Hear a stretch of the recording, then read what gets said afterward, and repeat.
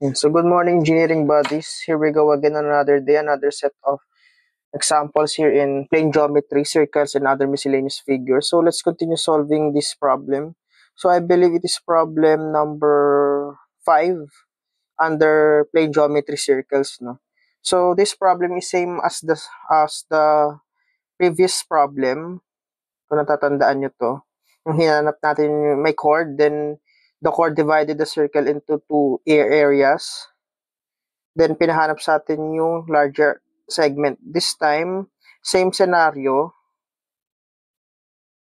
but the smaller circle naman, yung smaller part, smaller area ng circle ang hinahanap. So, first things first, let's read the problem. A circle is divided into two parts by a chord 3 meters away from the center. Find the area of the smaller part in centimeters square. The circle has an area of 201 square centimeters.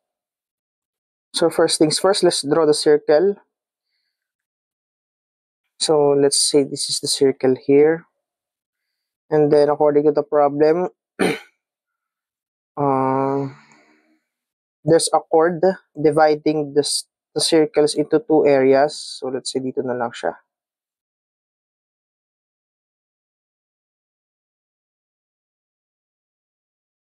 Then, nung na-divide yung circle, iangat natin para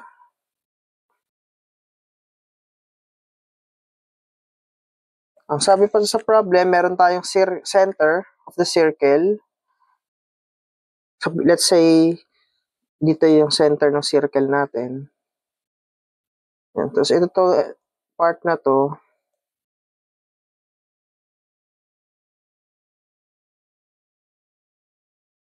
ito daw circle is 3 centimeters yung distance. Ayan. The blue one is just 3 centimeters.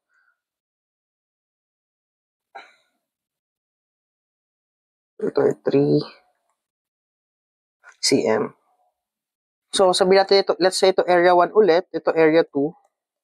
So, hinahanap sa atin yung area 1. So, tulad ng ginawa natin, ganun din ang gagawin ko dito. Let's draw a line up to here.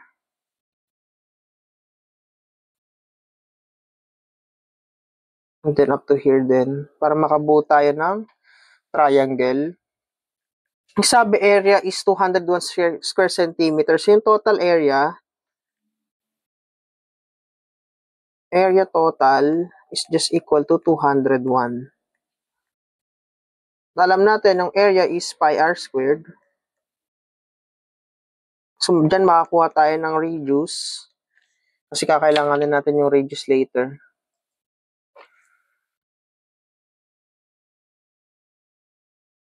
So, let's use calculate.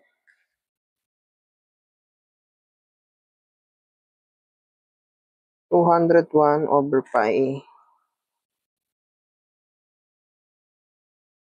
Sabihin natin, let's say 8 centimeters.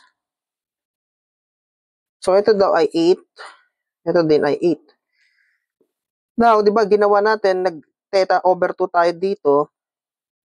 Same sa kabila, makakuha tayo ng theta over 2. Paano? E di, cosine ng theta over 2 is just 2 opposite, which is the 3. Ay, adjacent pala, adjacent all over the hypotenuse, which is 8. So, dito makakuha tayo ng value ng theta.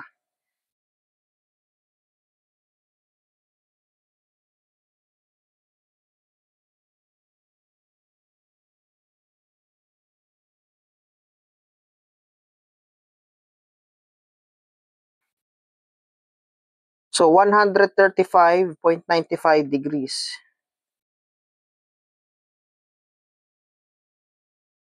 So, ngayon, itong area 1, paano ba yan sinusolve? Di ba, ang area 1 is makukuha natin, is equal to area ng sector minus area ng triangle. Ano ba yung sector dyan? Yung sector, yung buo na to.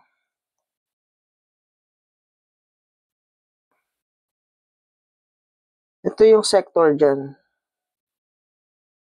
Yan. Tapos yung nilalaman yan. Yan yung sector. Okay? So, ito na lang gamitin natin para man. So, ulitin ko lang guys, ito yung sector natin. Yan, yung buo na yan. Di ba yan? Pag binuo mo yan, yan, yung sector. Minus yung area ng triangle. Ano ba yung triangle? Ito. Ito yung triangle dyan. So, matitira sa'yo yung area 1. Sana nakuha. So, yung area 1,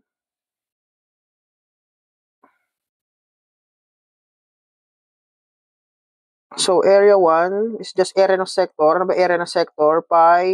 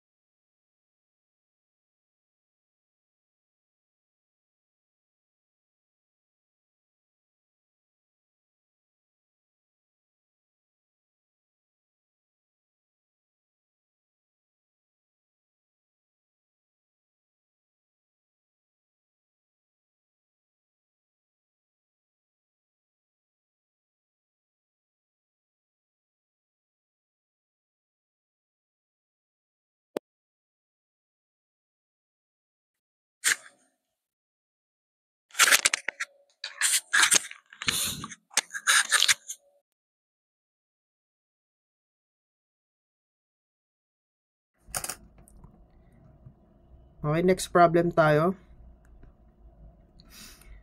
A semicircle of radius 14 cm is formed into from a piece of wire. If it is bent into a rectangle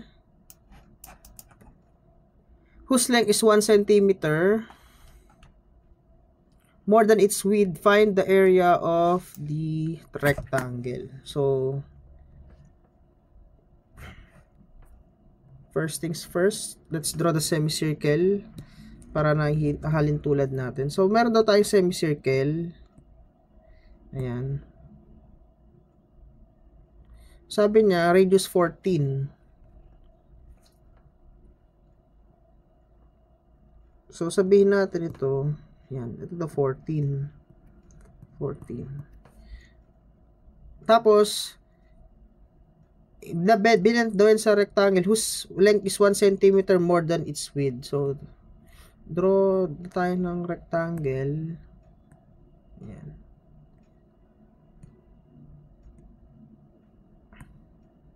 Sabihin natin yan. So, let's say, ang length daw is 1 cm. So, sabihin natin, let's say, x na lang itong, ano niya, x.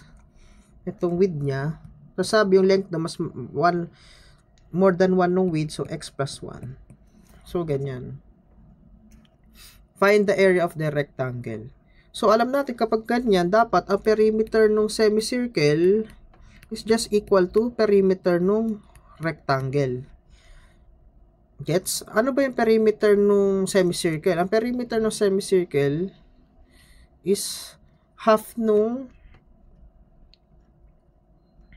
ano ba ang formula? 2 pi r, I think.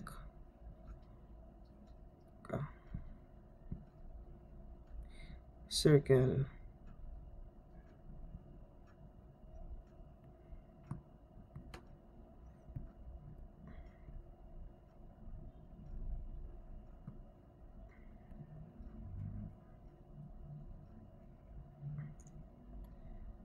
Okay.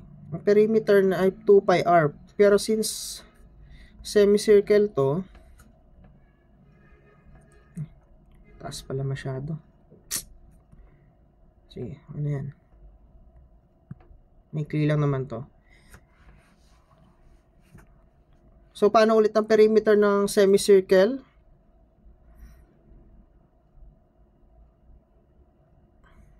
Ang perimeter ng semicircle ay 2 pi r. So, divide mo lang sa 2.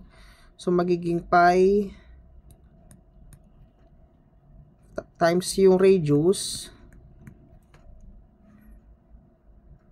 if it is bent from a piece of wire. If it is bent to a rectangle whose length is 1 centimeter,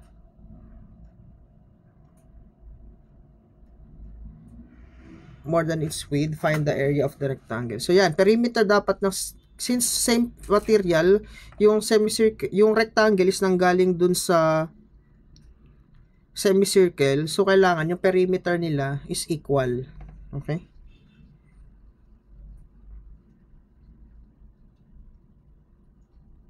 So, ulitin natin na perimeter ng semicircle, kapag buo yan, kung buo yan na ganyan, 2 pi r. So, hinati mo, so, matitira lang ito. Ito yung pi r. Kaso ito pa, isasama mo pa to. So, pi r plus 2/14. Okay, sana nagets niyo kung bakit.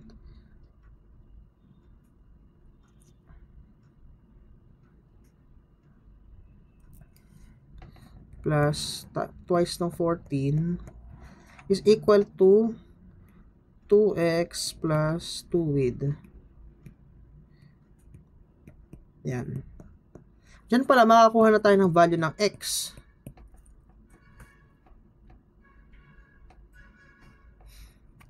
So 14 pi plus 28 is just equal to 2x plus 2.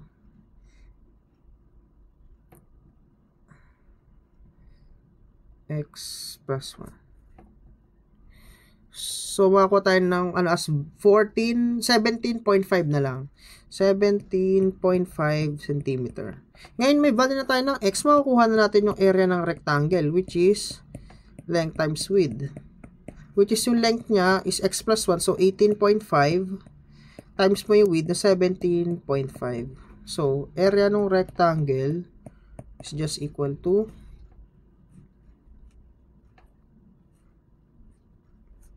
323.75 square centimeter. So, yun yung final answer natin. So, I believe it is letter B. May discrepancy lang kasi nag-round off tayo. But, yeah. So, that's how you solve this kind of problem.